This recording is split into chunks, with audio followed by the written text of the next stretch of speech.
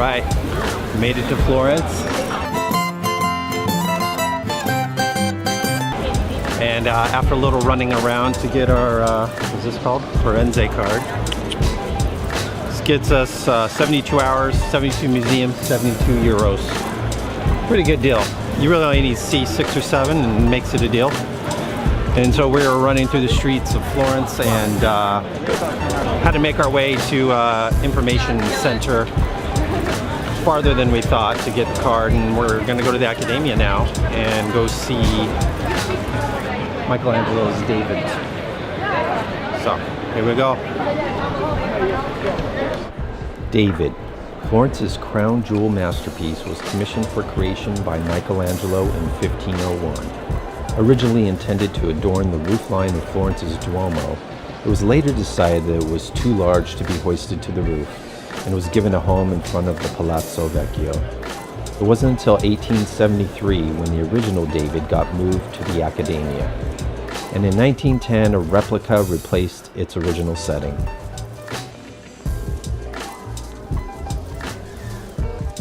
The Ponte Vecchio, or Old Bridge, was built in 1 BC and is the most famous and photographed of Florence's bridges. It spans the Arno River and separates the Centro Storico, or historic center, with the Altra Arno. Since the 15th century, the bridge has served as home to goldsmiths and jewelers. Additionally, it supports the majority of the Vasari corridor, the Medici-built passage that offered the family a direct, safe route from the Pitti Palace to the Palazzo Vecchio, Florence's city hall. We're spending the afternoon in the Altro Arno, exploring the Pitti Palace and the accompanying Boboli Gardens. The Pitti Palace was a traditional palace for the powerful Medici family. The gardens cover approximately 111 acres on the south side of Florence and are a lovely place to spend the afternoon with a snack and a view. We just got done going through the Pitti Palace, looking at the paintings there. Now we're going through the Boboli Gardens. As you can see, it's pretty vast. Gardens has a lot of places to hide in and little paths to run around.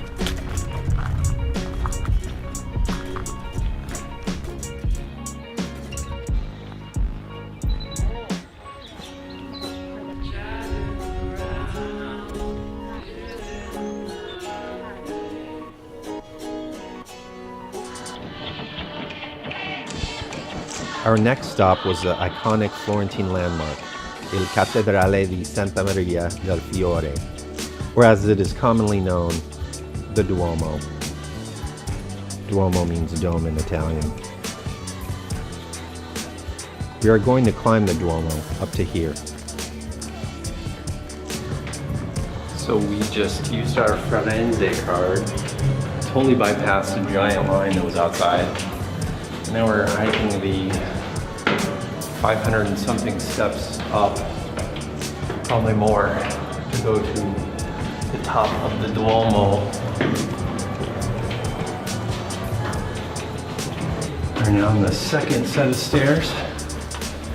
Having done this once before, I will say that the view is worth it. So we're at the first tier, the cupola, inside the church. You can see the altar down there. We'll be going up to the second tier, which is up there.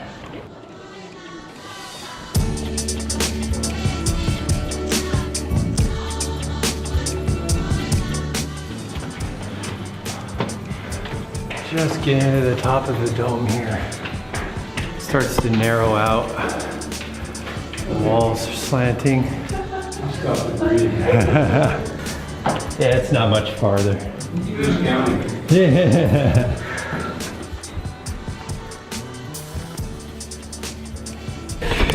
This is so low I hit my head. There we go, there's daylight. We are almost there, see? And there, let there be light. Boom.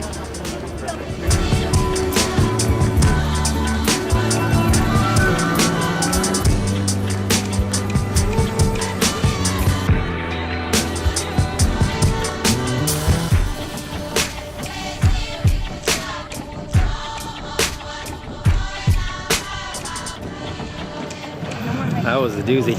We made it down. What did you think? It's awesome. Yeah. Amazing church.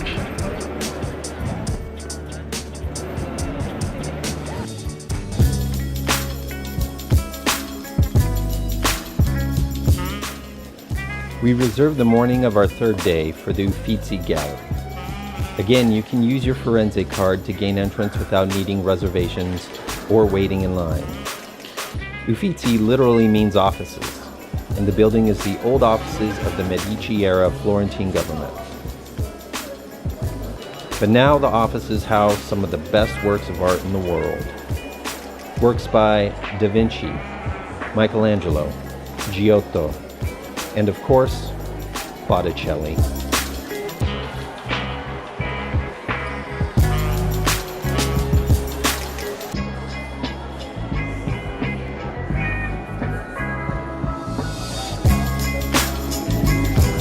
Located in the historical center of Florence, the Uffizi is the center of an art lover's visit. It's a gem that should not be missed and won't be forgotten. We broke up our day of art gazing with a stop at Star Bene, a local gluten-free bakery. Here we have chocolate, pistachio, and nuts. And here we are in Star Bene, gluten-free bakery.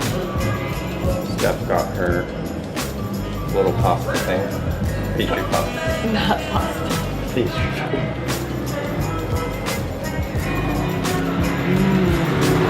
What is it? This is pistachio cream. Oh, that's good. Cantucci, which is Florentine biscotti. This is gluten-free though. Made just with almond flour. Alright. Delicious.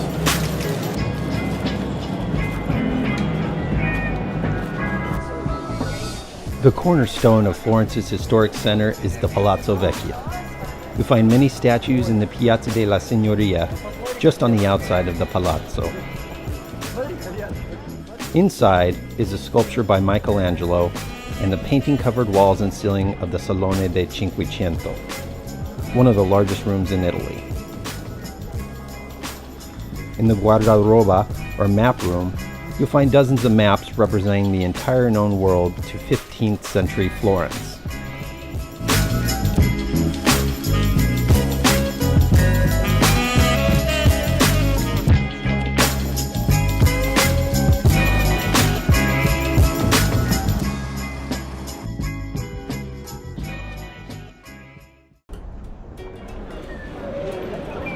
All right, we made it to Siena, and we are on a walking tour, the tour bus.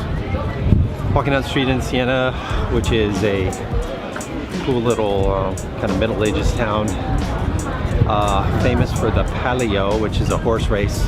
Takes place between all the Contrada, which is the neighborhoods of Siena. And I've been here once before. It's a great city, and we're gonna check it out. Steph's excited. The cool thing about this city is you can just get lost in it. There's a lot of little streets. It's cool. Exploring each contrada, which is its own little neighborhood. Each contrada has a banner, like a sigil or a shield with mascots, different mascots.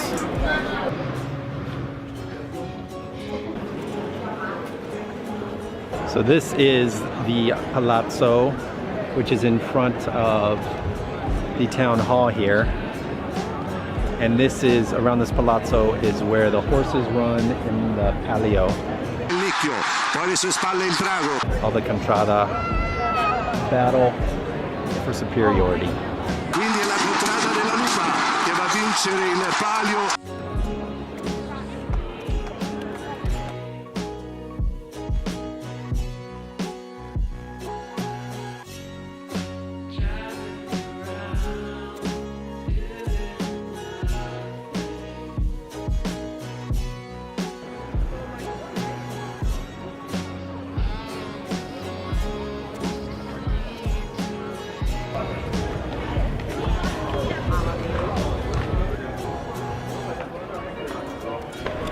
So behind me now is the Cathedral of Siena, which as you can see is very beautiful. It was built the same year as the cathedral in Florence. And they were in competition to see whose cathedral would be better. Siena started making another part of the cathedral that extended this way to another wall, so they were hoping to make it grander. But the Black Plague hit, killed everybody in the city. They had to stop making it. They didn't have people, they didn't have the money. So now all that's left is this little nave on the side, which they turned into a museum. But still the interior of the main cathedral is beautiful. Not only is the interior of the church beautiful, but so is the facade.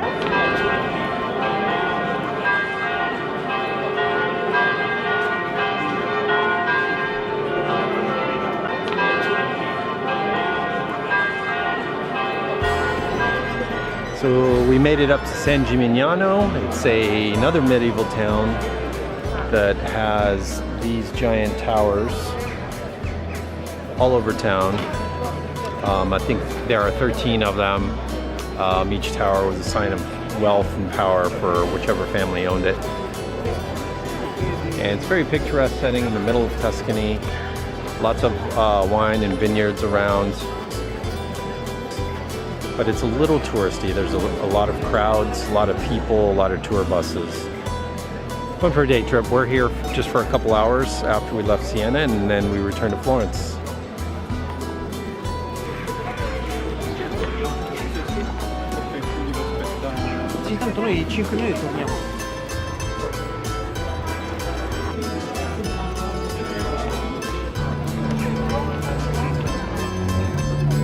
We ended our Tuscan tour there. Next, we'll be grabbing a train to the Cinque Terre, where we'll get some sun, see, and view the breathtaking vistas in part 3 of our Italian tour. Stick around, because there's always more from the Audacious Traveler.